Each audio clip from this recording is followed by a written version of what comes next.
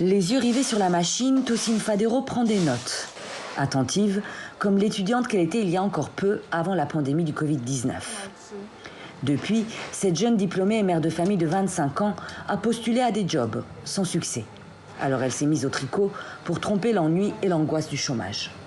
Il n'y avait pas de travail, alors je me suis rappelé que j'avais acquis des compétences en couture quand j'étais à l'école et qu'il fallait que je continue à m'occuper pour demeurer active et éviter de rester à la maison à ne rien faire. À 700 km de là, à Lagos, Marie Uzoma tourne en rond dans sa chambre. Elle a été licenciée en mars par l'agence de mototaxi où elle travaillait. Une décision due à la pandémie. Alors à 29 ans, pour la première fois de sa vie, Marie se retrouve sans emploi. C'est très difficile de trouver quelque chose à faire. C'est aggravé par le coronavirus. La plupart des compagnies font du télétravail, donc personne ne veut embaucher de nouveaux salariés. Selon une étude du gouvernement, en l'absence de mesures proactives, près de 40 millions de personnes, soit un tiers de la population active du Nigeria, risquent d'être au chômage d'ici la fin de l'année.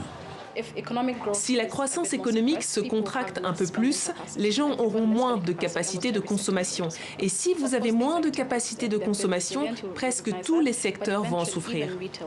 Sans plan de relance, le pays pourrait connaître l'une des pires récessions économiques de son histoire. Pour éviter ce scénario catastrophe, le président Buhari a annoncé un plan de grands travaux publics avec la création de 700 000 emplois.